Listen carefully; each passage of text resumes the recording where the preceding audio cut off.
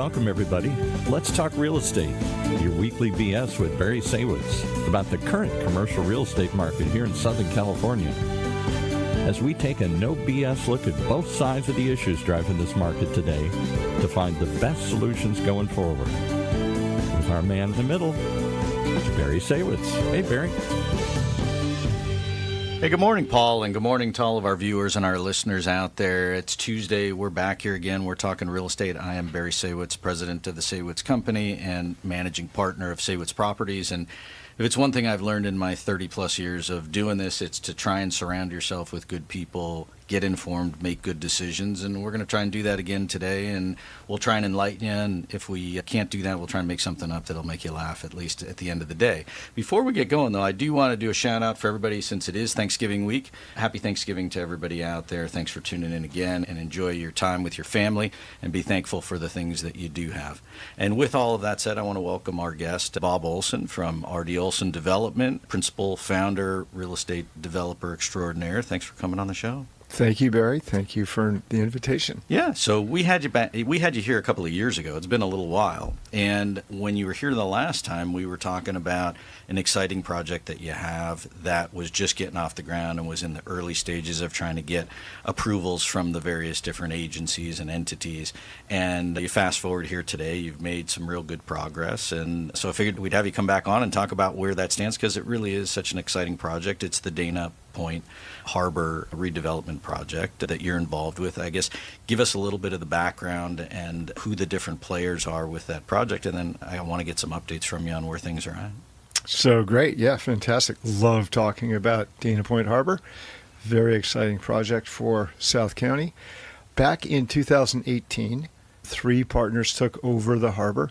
That was our company, R.D. Olson Development, Burnham Ward retail developers based out of Newport Beach, experts in their field, and then Bellingham Marine, Bellingham Financial, who Joe Uberoth is behind that and in charge of all the marina side development.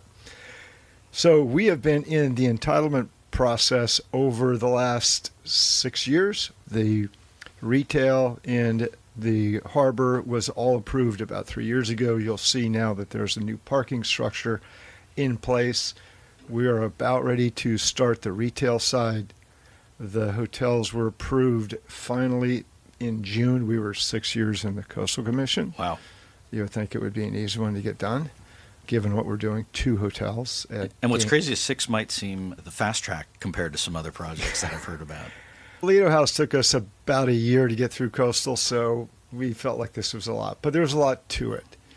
They wanted to see affordable lodging, so one of the hotels is a considered affordable lodging. We're turning, I don't want to say lemons, but an affordable hotel into kind of a hip and cool hotel with a small rooftop bar on it, sitting on the waterfront.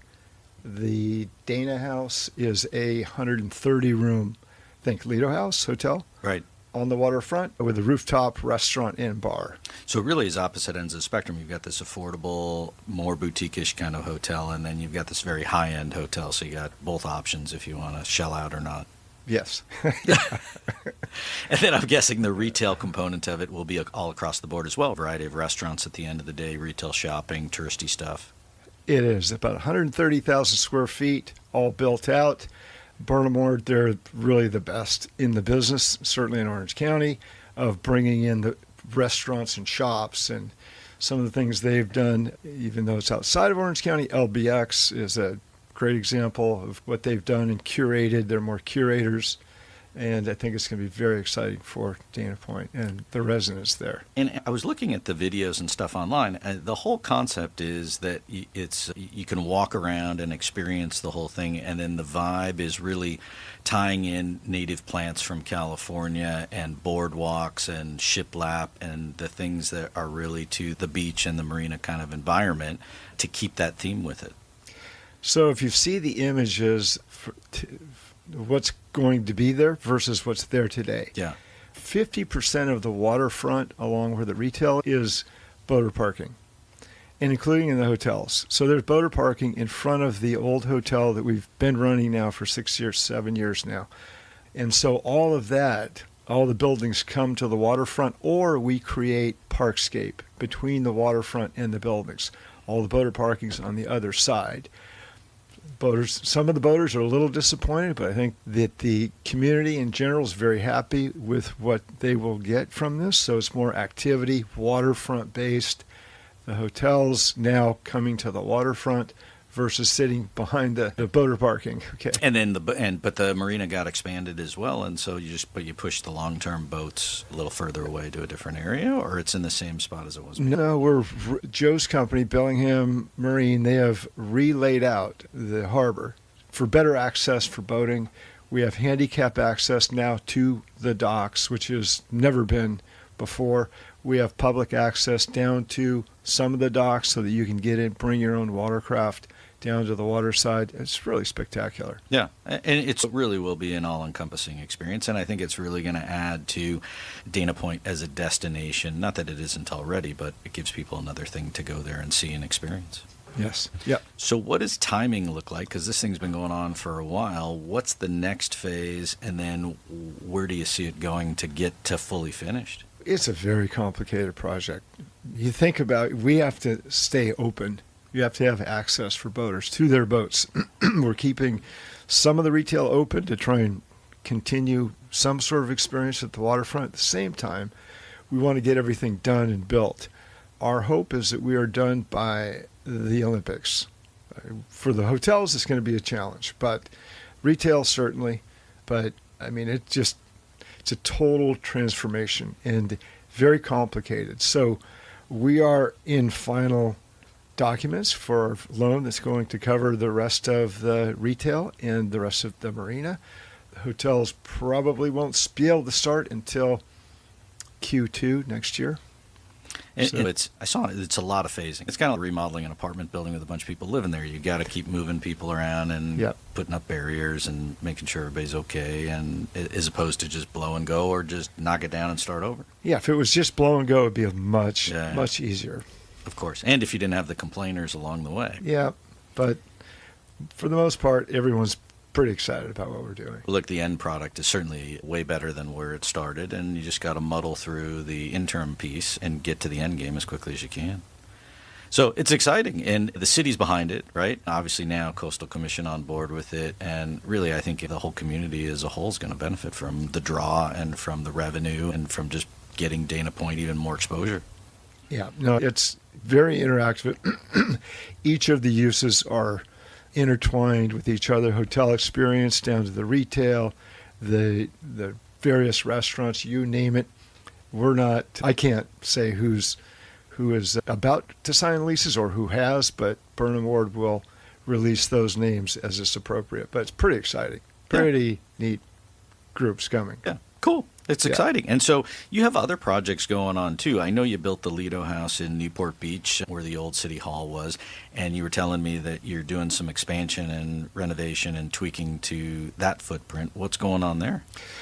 So on the back of Lido House, we have 5 cottages. They're 3-story, about 1,500 square feet, residences. And so those were a big hit. Actually, what we did is we took 5 different local designers to design each cottage in their interpretation of what our lifestyle is in Newport Beach and beach communities in Orange County. They're a hit. So the fire station became available next to our property. So we took that over, bulldozed it. By the way, we did a really fun demo party there. Brought in all the old firefighter guys that retired. The stories were incredible. But anyway, so now we're building 5 more, and we've brought in 5 more designers. And so it's really exciting. And it's a little noisy around the hotel, but it's a good noisy. Then we've created some new, smaller meeting space.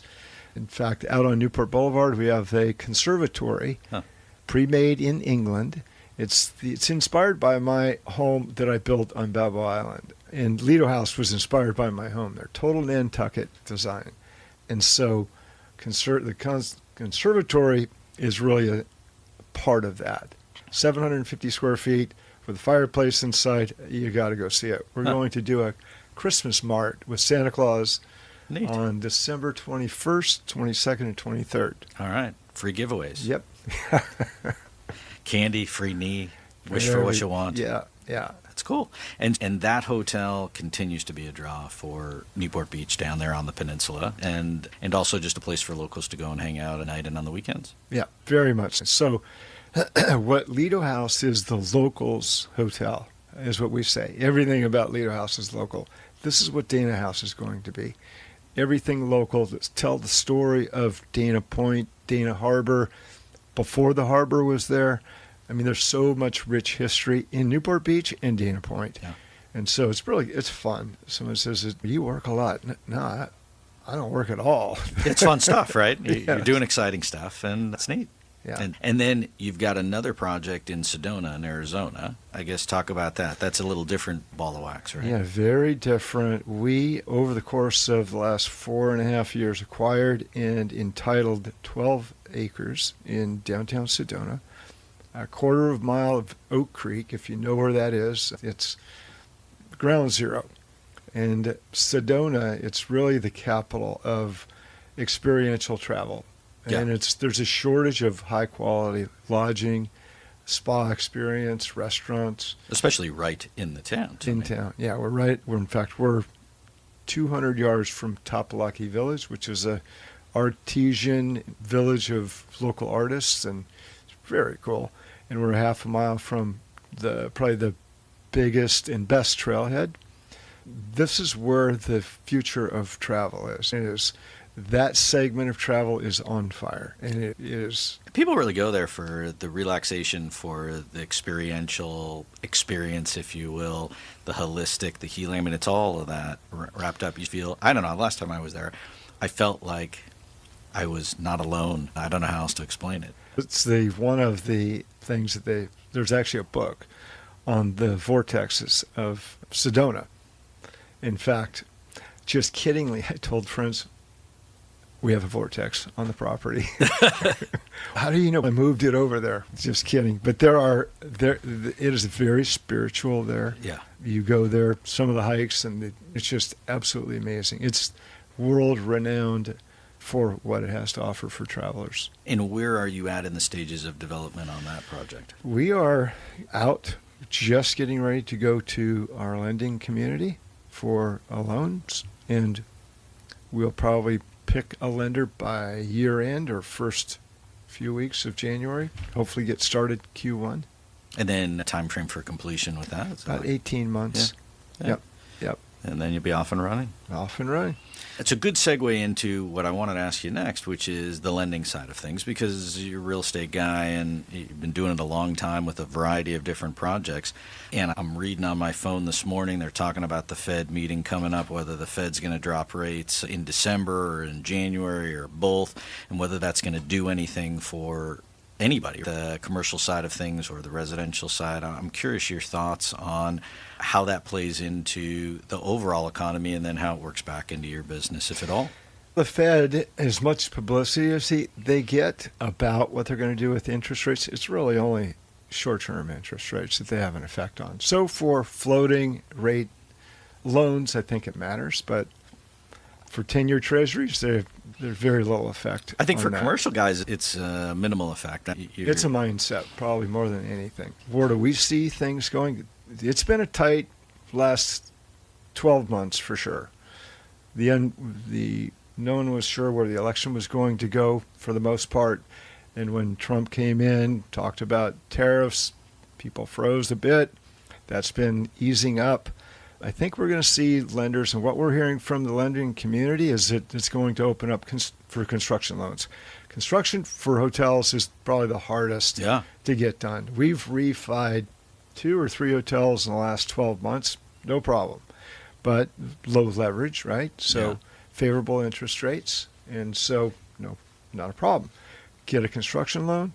Different ballgame. Yeah, there's no leases signed. It's just, I need money. I got nothing really to show you. Then I'm going to build it. You got to be pretty optimistic to be a hotel developer. And the history of you've got a relationship with the lender, you've got a track record, all those great things, which you have, still runs up against headwinds in today's environment because you still have banks that are just gun shy about trying to make a mistake. Yeah, the very big banks are the most gun shy. Yes, and they're I the found la- that. they're I found the- that. And they stay in the lane. So if you're outside the lane, which I am like 3 lanes over here, it's a difficult conversation. And then the big banks say, look, why do I need to do this? I really don't need to do this. And then the smaller banks, it's just a struggle to stretch. Yeah, but there's optimism even at the big banks. That's where direct discussions. I feel like now. they want to lend, but then they, at the end of the day, getting them to lend on some terms that make any sense is a different story. Yeah, And I think going forward, hopefully if the rates come down, it'll ease things up a little bit. I think on the residential side, I'm curious your thoughts. The perception is, hey, if rates come down, then my mortgage payment could come down, and then maybe I could refi, or I could afford a little bit more, or I'd go out and buy or think about doing something. And I think that just feels like it would create more volume, transaction volume in the market, which might help just spur things along. yeah. For interest rate sensitive home buyers, Yes. absolutely makes a big difference. And our contacts at some of the bigger banks say that when interest rates, who knows if we'll get there or not, get to 5%, it will be a flood of buyers and sellers. Yeah. Interesting to see. Well, knock on wood, that's what they hope. And all the mortgage guys and the escrow people that have Back been in waiting it. for it, they're back. But we'll see if that goes. And then in terms of just when you are building stuff on the construction side, what are you seeing in terms of cost of construction, cost of labor, and then how does that factor in with inflation, tariffs, and wages? Those are all factors that just run up the cost. As we also have a construction company, Right. RD Olson Construction, based in Irvine, and we're still busy. What's the cost of construction? How busy are you? I think the cost of construction is related, certainly cousins of how much work is going on in the industry. Things have not seemed to have slowed down for our company, but I think the industry is flat for commercial construction. You would think, given all the construction loans and dearth of construction lending, that it would have slowed down. But we have the 10th largest project under construction in Los Angeles. It's a hotel complex and mixed-use project. But so back to cost of construction, it reflects essentially inflation, Yeah. right? And so we had some big years, 8-9% inflation. And I don't find that it got reeled back so much. Like once it creeps up, it's just hard to reel it back. I think with certain sub-trades and people are more desperate to work or they want to work, then maybe they come back and they sharpen their pencil. But with the overall cost of things, nobody says, you know what, it's better than it was before. I'm gonna dial it back. I don't see it. Yeah. We did see cost of construction come down with the financial crisis, about 20% over Yeah. a 2.5-year period. Unless we see a substantial downturn, I don't think it'll go back. So then you add that into your overall formula to try and get your return and things at the end of the day, and it's just another challenge. There's a little line item on the budget called inflation. Yeah, and you got It's- to put that in there, and then if you don't, you're going to get bit. So I have a line item on my budgets. It's called insurance, and it's just a big question mark because you don't even know what it is, or if you're going to get dropped, or if it's going to go up 3% or 300%. Yeah. Do you find that on these bigger projects, or not so much because it's really you have more scale? Yeah, no, insurance we've been okay with it. It's not cheap, especially when they want earthquake insurance Yeah, but for fire, we're typically in places where fire's not an issue. yeah. No, and if it is an issue, it's completely through the roof. And then for existing projects, as opposed to the new stuff, you don't have an issue because everything's new and it's nice and it's all to code. You got an older building, and then they come back and want you to upgrade it, and then you're stuck doing improvements and that you didn't know about just to keep your insurance in place. Yeah. And what's your prognosis for the economy as a whole in Orange County? And we have people in here all the time from various different aspects of life, and everybody says, look, this is long-term, it's a place to be. I'm curious your thoughts on, you've been here a long time, and you're here, and you live here, and your business is here, so. Yeah, we live in a bit of a bubble, We do. right, in Orange County relative to the state of California. We were up in L.A. County yesterday, actually city of L.A., looking at a big project. And when I look around, it's a bit frightening. And I'm concerned. We have one existing hotel in L.A. County. It's actually in Glendale, downtown Glendale, done fine. The city has seemed to have done a good job, but when you step outside of Orange County, it's a different ball game. And so we travel to Dallas, Texas. My daughter's a senior at SMU. The place is on fire. Yeah, cranes are in the air, building office buildings of all things. And not land constrained there, and not governmentally constrained. Exactly. Right? So Yep. frees you up. Yep. That said, there are more hotels rooms planned in Dallas than anywhere else in the country, with easy entitlements and easy to get done. Not necessarily the best for developers. Great for the consumer, though. Yeah. Right? And then we'll see if it gets overbuilt and see how that goes. But there's no question there's better places to do business than California. It's sad to say. Grew up in the Bay Area, San Francisco Bay Area, and to see what's happened there. Now, we've gone into San Francisco looking for opportunity, given the way things are turning around. I was a kid, grew up going into San Francisco. We'd take Bart into the city and spend the day as kids, ride the cable cars, take elevators up, sneak our way into buildings and take elevators at the top. But it just went down into the pit, but coming back strong. AI is saving, I think, downtown, parts of downtown. There's some hope. There's some sparkle of light coming through in a few places. But again, back to Orange County, we're very fortunate to be where we are. Really. And there's some other big projects on the horizon for other parts of Orange County to bring tourists and bring people not only in the western part of the United States, but internationally as well. I find that Orange County as a whole draws from really everywhere, right? You got people from Asia, you got people from Europe. They all like to come here. And what most of our residents don't realize is the amount of tourism that comes here. And we're in the lodging, we're in the hospitality space, and we see it. So what we're seeing is that the upper end of the hotel lodging business is what's thriving. It's actually 6-7% growth, whereas the 3-star and below is flat, and say a Fairfield Inn they're struggling. But the Lido Houses of the world and above doing very well. And correct me if I'm wrong, but it's about the experience for people, right? So it's not just a hotel that you're building an experience for people to come, and then they take that away with them and they tell their friends and their family, and then they want to come back. Yeah, and so most of our hotels are focused on tourism and business travel. Lido House, let's say you want to do a corporate board meeting for 15 people. You come on a Tuesday, everyone's leaving on Thursday. A couple of the executives say, you know what, wait a minute, I'm going to call my wife and actually bring the kids down. We're going to stay for the weekend at Lido House. Or vice versa. Someone comes for the weekend and they decide, wait a minute, we're going to do our board meeting here in a couple of weeks. It's a good draw, and that makes perfect sense.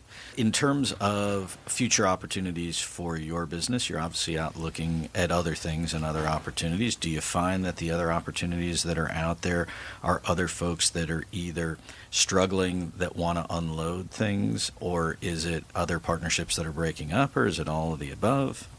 Where are the deals going forward these days? For us, we're looking at repositioning over the last few years, repositioning a few hotels, but we're really best suited to build new. Yeah. New always wins. You can't unbuild some of the problems there's some dinosaurs out there in our business, and I just don't know what you can do with them. There's so many rooms, and so our focus really is new build. And so what we're seeing is there's a number of projects that have been approved. Some make sense in our space, and we're kicking the tires and looking at taking them over, or they've struggled to get financing, or they're just deal fatigue. So we're interested in those. We're actually looking at one in San Diego now, San Diego County, and a few up in the Bay Area, and we're looking east as well. And do you find when you go into these other areas that you take the temperature of the municipality that you're going to be in to make sure that they're on board with whatever it is that you think that you want to do, so that you don't run into headwinds with them? I know you have a great relationship with Newport Beach and Dana Point, which makes it all the better, but I got to figure that's a big factor as well. Yeah, you never know until you get down in the tent. In Sedona, we thought, this is going to be easy. Not so easy. And it's a very NIMBY area. It took us a lot longer than it should have taken to get approved because it's a environmentally sensitive. It's a very accretive to the community, but there's a lot of retirees that have moved there and become They don't change. a bit activist. But I'll tell you, at Lido House, we had some pushback at our hotel there. Employees are going to park in front of our house. There's parties going on every night, the music. Our best customers are The people who can walk across the street who are the complainers. Exactly. Yeah, I find that as well. But at the time, they're the loudest cheerleaders. It's hard to for- tell. People don't really know. Yeah. So And so if people want to find out more information about you or about these developments and the things that you have working on, where would they go? What's the website address that they could go to? for development, it's rdodevelopment.com. And our construction company as well, RD Olson Construction, is rdolson.com. Pretty simple. Yeah, easy stuff. Yeah. Look, I appreciate you coming on and sharing your thoughts and your wisdom and your projects with us, and it's exciting stuff. And I wish you and your family, and congratulations on your daughter graduating. My son's going to do the same, and then I don't know what the next step is. We'll take it one day at a time, but it's exciting as well. And much continued success to you and the company. And thanks for coming on the show. Thank you, Barry. Appreciate it. Yeah. So Fun.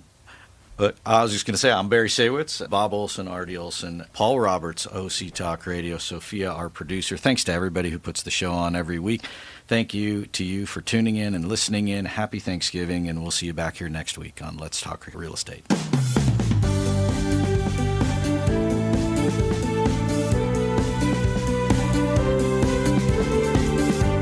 There you have it. You've been listening to Let's Talk Real Estate, your weekly BS with Barry Saywitz about the current state of the real commercial real estate market right here in Southern California.